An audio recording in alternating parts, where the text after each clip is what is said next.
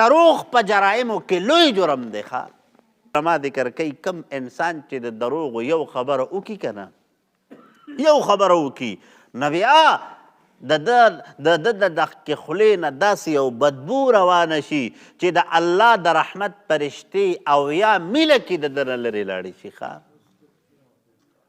او یا میله کې د الله د رحمت فرشتې د ده نه لرې لاړې شي نبی علیه الصلاة والسلام نه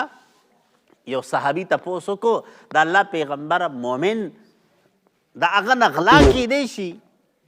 حضور ورته وایي ممکنه ده کیدی شي چې ته نه وشي دیمه مرتبه کې تپوس کوي حضور د یو مسلمان نه امکان د زنا کیدی شي چې هغه به زنا وکړي حضور ورته وایي انسان دی ممکنه ده چې د شیطان په جال کې راشي او زنا ترې نه وشي درېیمه پیره ترې نه تپوس کوي حضور مسلمان دروغ ویلی شي حضور ورته وایي نه مسلمان به دروغ نه وایي ښه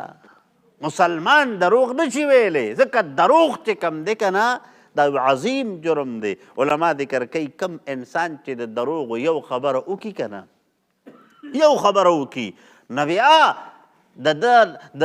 دغه خولې نه داسې یو بدبو روانه شي چې د الله د رحمت فرشتې او یا میله کې د ده نه لرې لاړې شي ښه او یا میله کې د الله د رحمت فرشتې د ده نه لرې لاړې شي زمونږ د دنیا روټین نن ټول په دروغو روان دی دروغ غلط بیاني دا زمونږ یو دستور جوړ شوی دی ښه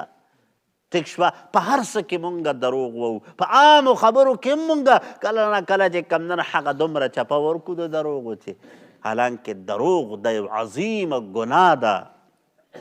عظیمه ګناه ده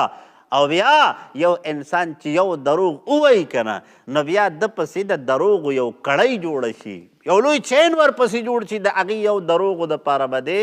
100 دروغ نور وایي یو دروغو دپاره به 100 دروغ نور وایي نبی علیه الصلاة والسلام څخه یو صحابي رالی وی د الله پیغمبره داسې یو عمل راته وښو چې د ګناه نه بچ شم د ګناه نه بچ شم حضور ورته دا نه وایي چې ګینې څه وکړه مزونو له زور ورکه دا ورته نه وایي چې ته چې کمدن هغه صدقې ډېرې که دا ورته نه وایي چې ته چې کمدن هغه حجونه او عمرې زیاتې که حضور ورته یو عمل ښیي دروغ مه وایه د ګناه نه به منع شي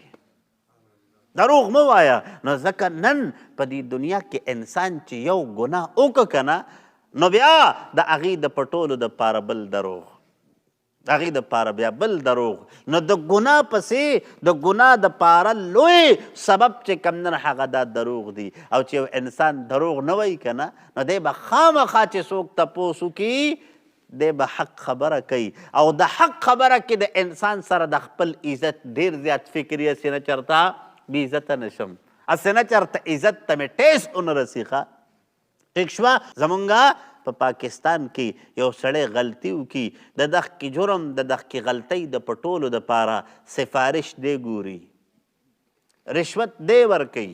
خپل تعلق خپل حتی الوسه دی چې کوم در هغه کوشش کوي چې یاره دغه جرم د دې نه راخلاص شم ښه دغه جرم نو علما کرام ذکر کوي یو انسان چې یو جرم یو خطا یو غلطي وشوه په صدق سره الله ته رجوع وکړه دروغ پرې مه وایه خبره دې ته راله ښه جي